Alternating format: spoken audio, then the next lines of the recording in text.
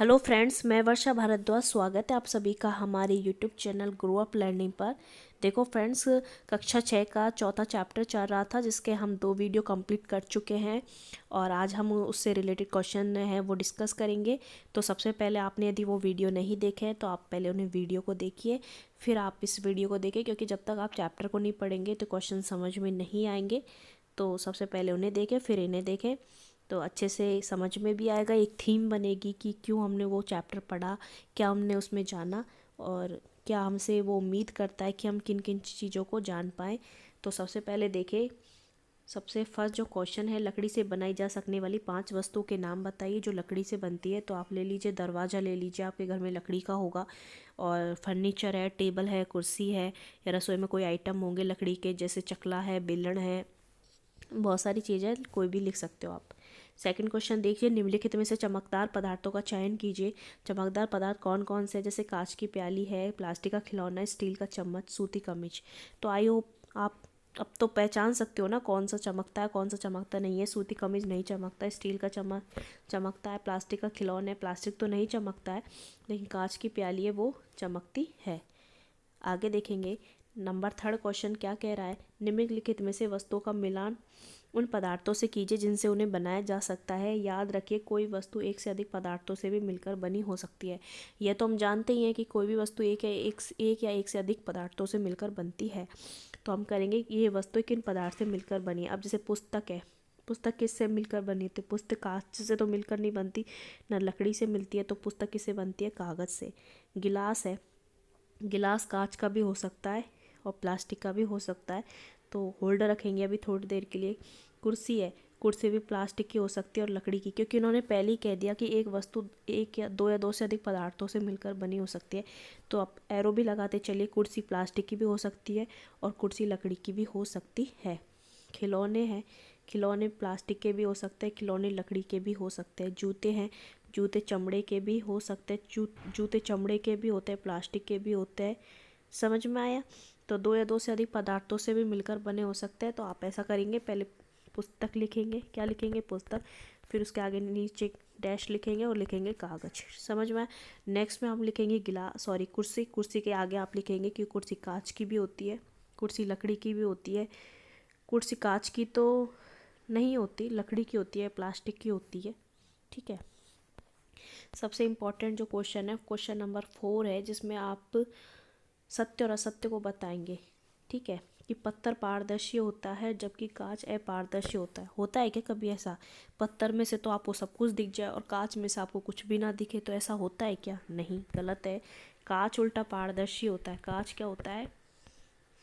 कांच हमारा पारदर्शी है और जो पत्थर है वो है अपारदर्शी। नोटबुक में धुती होती है जबकि रबड़ इरेजर में नहीं होती।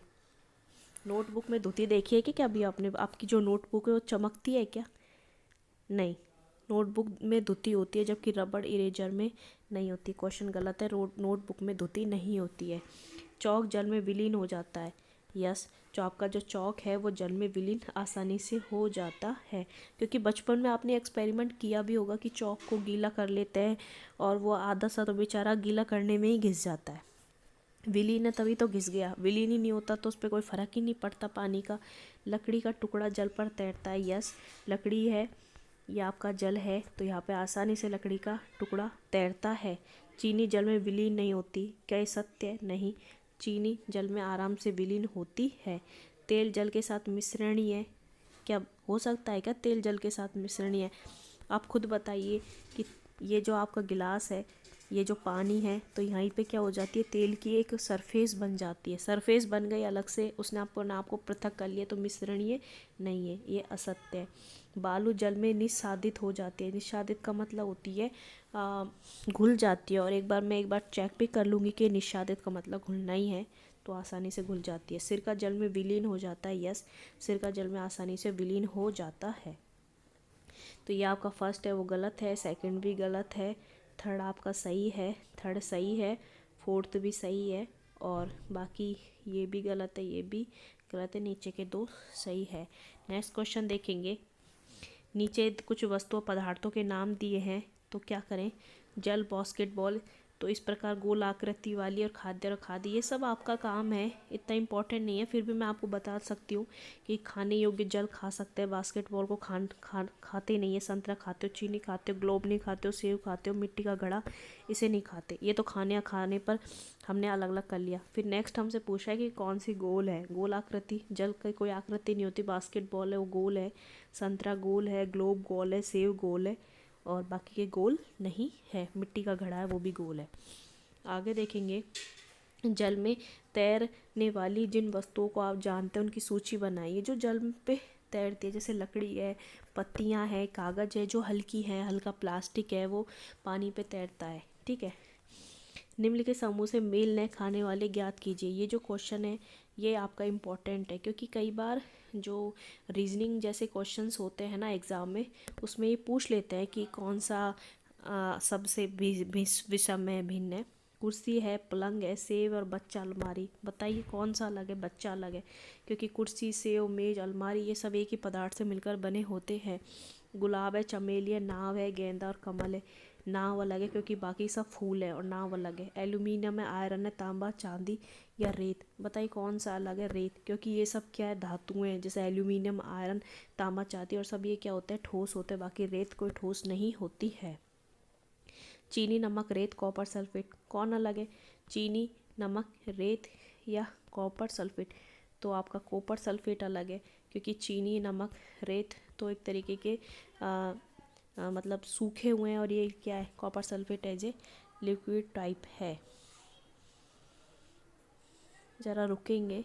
हाँ, जो फोर्थ है, चीनी, नमक, रेत, कॉपर सल्फेट, तो एक बार इसको होल्ड रखेंगे, मैं आगे डिस्कस कर दूंगी ये वाला क्वेश्चन। तो थोड़ा कन्फ्यूज़न है इसमें, आगे देखेंगे। तो देखो फ्रेंड्स, ये जो चैप्टर में जो सीरीज़ लेके आई हूँ, ये आपके आरबीएससी बुक है। मैं पहले भी बता चुकी हूँ, जो आरबीएससी बुक है राजस्थान बोर्ड की, उन क्वेश्चनों को भी मैंने इसमें सम्मिलित किया है। तो कई बार बच्चों को कन्फ्यूज़न हो जाता है कि हम एनसीईआरटी पढ़े, आरबीएससी समय कम है। तो आपका सबसे बड़ा बेनिफिट यही है कि आप इन सीरीज को पढ़ेंगे तो आपको आरबीएससी की बुक्स पढ़ने की बिल्कुल भी ज़रूरत नहीं है, 100% बिल्कुल भी ज़रूरत नहीं है।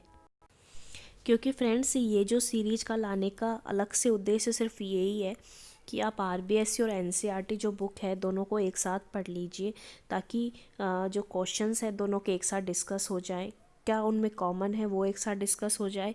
तो मेरा जो उद्देश्य है सिर्फ यही है कि आपके समय की बचत हो और आपको एक ही साथ डबल बेनिफिट मिले, और आपको ये ना लगे कि हमने आरबीएससी नहीं पढ़ी, हमने सिर्फ एनसीईआरटी पढ़ा है।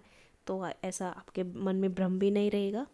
तो आगे देखिए, कौन सी वस्तुएं चमकीली हैं। कौन सी वस्तुएं चमकते हैं, लकड़ी है या चॉक पाउडर है, केरोसिन है, सोना। तो आप खुद ही बता सकते हो कि कौन सी वस्तु इनमें से चमकती है। तो आंसर होगा सोना है, वो चमकता है, क्योंकि लकड़ी है, चॉक पाउडर, केरोसिन, ये चमकते नहीं है। धातु है सोना, इसलिए वो चमकता है। तो बाकी के धातु भी नहीं थे। निम्नलिखित में कौन सी वस्तु जल में घुलनशील है। लकड़ी का बुरादा है, चौक का पाउडर है, ग्लूकोज का पाउडर है, लोहे का बुरादा है। तो देखो फ्रेंड, जब मैंने विलय और अविलय बताया था तो मैंने कहा था कि जल में घुल जाता है, मतलब वो घुल जाता है, लेकिन वो विलय नहीं होता। क्या होता, घुलना और पूरी तरह से लुप्त हो जाना, वो एक अलग बात होती है। जैसे कि चौक का पाउडर है, वो पानी में घुल तो जाता है, घुल जाता है, लेकिन वो लुप्त नहीं होता है। क्या नहीं होता, लुप्त नहीं होता। जैसे ग्लूकोज है, आप ग्लूकोज को जल में डालिए तो पता ही नहीं चलेगा कि ग्लूकोज जल में है भी या नहीं। समझ में आया। एक तो ऐसे वस्तु है जो उसका कलर ही चेंज करती है, और एक उसका कलर चेंज नहीं करती। तो फ़र्क यहाँ पे ये पूछना चाह रहा है कि आपके मन में कन्फ्यूज़न ना रहे कि यार चौक का पाउडर भी मैम ने बताया था कि घुल रहा है, और ये आपका ग्लूकोज का पाउडर है ये भी घुल रहा है। लेकिन सबसे इम्पॉर्टेंट बात यह है कि वो उसके कलर में कोई चेंज नहीं डाल रहा, लेकिन वो उसने ये वाला इसने उसके पूरे कलर को ही चेंज कर दिया है। तो इसका आंसर होगा, कौन सी वस्तु जल में घुलनशील है, तो होगा ग्लूकोज पाउडर। समझ में आया, थोड़ा सा डिफरेंस है। एक तो ऐसी घुलनशील है जिसका कलर चेंज कर दे, और एक ऐसी वस्तु है जिसका कलर ही चेंज ना करे। निम्न में से चुंबकीय वस्तु, ये क्वेश्चन आरबीएससी का है। चुंबकीय वस्तु है, लकड़ी है, वो चुंबकीय नहीं होती। लोहा है, वो चुंबकीय होता है। तो चुंबकीय और अचुंबकीय क्या होता है। चुंबकीय होता है जो चुंबक के चिपक जाए, जो चुंबक की तरफ आकर्षित होता है, और अचुंबकीय होता है जो चुंबक की तरफ आकर्षित ना हो, उसे फर्क ही ना पड़े। जैसे लकड़ी है, समझ में आया? उसे वो चुंबकीय नहीं है। निम्नलिखित में से कौन सी वस्तुएं जल में तैरती है? कौन सी तैरती है?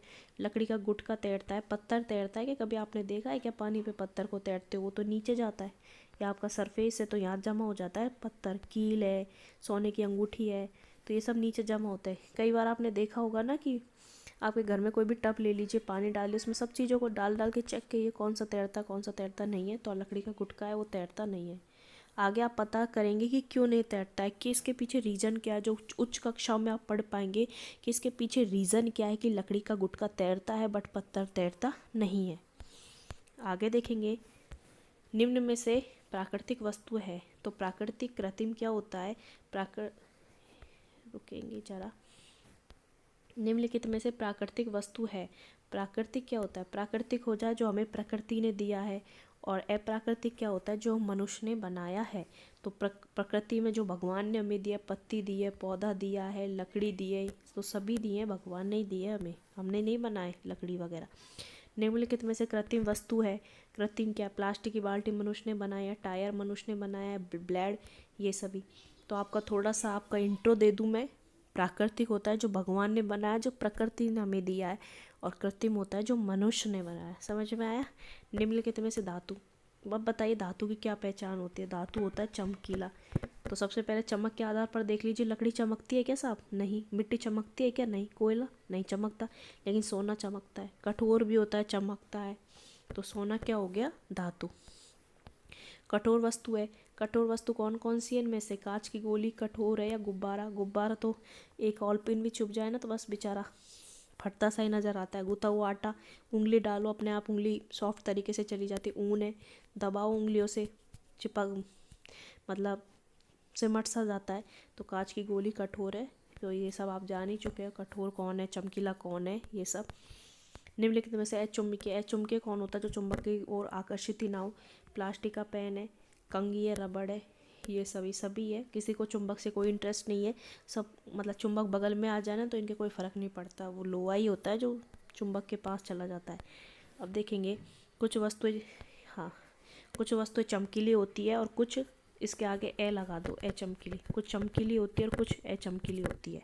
तो इसमें क्या आएगा? ए चमकीली। जल में घुलने वाली वस्तु को क्या बोलेंगे? घुलनशील या विलेय। क्या बोलेंगे? घुलनशील या विलेय। मानव द्वारा निर्मित वस्तु को क्या कहेंगे? कृत्रिम। मानव द्वारा निर्मित वस्तु को क्या कहेंगे? कृत्रिम। और ऑलपिन चुंबकीय, जबकि लकड़ी का बुरादा क्या है? अचुंबकीय। क्या है? अचुंबकीय। एक बार मैं फिर से रिवाइज कर देती हूँ। कुछ वस्तुएं चमकीली है, नंबर 1, कुछ वस्तुएं चमकीली और कुछ वस्तुएं चमकीली अचमकीली होती है। जल में घुलने वाली वस्तु को विलेय कहते हैं या घुलनशील कहते हैं। मानव द्वारा निर्मित वस्तुओं को कृत्रिम ही कहेंगे, और आलपिन चुंबकीय, जबकि लकड़ी का बुरादा अचुंबकीय है। आगे देखेंगे, रिक्त स्थानों की पूर्ति कीजिए। वे वस्तुएं जो चुंबक की तरफ आकर्षित होती है उन्हें क्या बोलेंगे? चुंबकीय। क्या बोलेंगे? चुंबकीय। समझ में आ गया? जो चुंबकीय और आकर्षित हो उन्हें चुंबकीय, और जो चुंबक की तरफ आकर्षित न हो उसे अचुंबकीय। लोहे का घनत्व रुई से क्या होता है? लोहे का घनत्व रुई से क्या होता है? ज़्यादा। तो घनत्व क्या होता है? सबसे आपके दिमाग में क्वेश्चन होता है, यार ये घनत्व क्या हो गया? घनत्व का मतलब है कि प्रति आपके जो एक एक क्या होता है? एक इकाई होती है कि इसका सॉरी लंबाई, चौड़ाई और इसकी जो ऊंचाई है उसमें यदि हम कुछ भर दें तो उसमें कितनी जगह आती है। मतलब घनत्व का सीधा सा एग्जांपल लेंगे। एक रूम है, एक रूम में तो 2 व्यक्ति बैठे हैं और एक रूम में 10 व्यक्ति बैठे हैं। मतलब 2 रूम एक ही मतलब एक ही साइज के हैं। एक रूम में तो 2 व्यक्ति बैठे हैं और एक रूम में 10 व्यक्ति बैठे हैं। तो जहाँ 10 व्यक्ति बैठे हैं ना उसका घनत्व ज़्यादा है, और जो 2 आदमी बैठे हैं ना वो घनत्व उसका कम है। क्योंकि यदि वो 10 बैठे हैं ना तो आपस में चिपके हुए हैं, उनमें बंधे हुए हैं, और जो दूर दूर बैठे हैं वो बेचारे आराम से फ्री होके बैठे हैं। तो जो पास पास बैठे हैं उनमें वजन ज़्यादा होगा, घनत्व ज़्यादा होगा, और जो दूर दूर बैठे उसमें घनत्व कम होगा। तो उनके कणों में घनत्व ज़्यादा और कम है। ये आगे के और भी मैं अच्छे से क्लियर करूँगी, लेकिन थोड़ा सा आप ये देख लीजिए। लोहे में जो लोहे के अंदर जो अणु बैठे हैं ना, अंदर लोहे को जो बनाते हैं वो अणु पास पास बैठे चिपके हुए हैं एक दूसरे के। जो घनत्व के जो अणु है, सॉरी रुई के जो अणु है वो एक दूसरे से क्या बैठे? दूर दूर बैठे। इसलिए लोहे का घनत्व रुई से ज़्यादा होता है। यही तो कारण है कि लोहा है जो पानी में डूब जाता है और रुई पानी में डूबता नहीं है। जो हल्का होता है, जिसका घनत्व कम है वो हल्का होता है, ऊपर रहता है, और जिसका घनत्व ज़्यादा है वो बेचारा भारी होता है, वो नीचे चला आता है। वे वस्तुएं जिनके आर पार देखा जा सकता है वो क्या होती है? पारदर्शी। क्या होती है? पारदर्शी। वे वस्तुएं जिन्हें आसानी से संपीड़ित या दबाया नहीं किया जा सकता उन्हें क्या कहते हैं? कठोर। क्या कहते हैं? कठोर। आगे भी, अब आगे कोई भी क्वेश्चन नहीं है। तो फ्रेंड्स, ये जो क्वेश्चन सीरीज़ है मेरे हिसाब से अच्छी नॉलेज दे गई आपको कि आपने ये जाना कि चमकीला कौन होता है, कठोर कौन होता है, कठोर कौन होता है, पारदर्शी कौन होता है, अपारदर्शी कौन होता है, चुंबकीय कौन होता है, प्राकृतिक कौन होता है, कृत्रिम कौन होता है, घुलनशील कौन है, विलय कौन है, अविलय कौन है। तो बहुत सारे वर्ड्स हैं जिनके मीनिंग आप जान पाए हो इस चैप्टर के माध्यम से।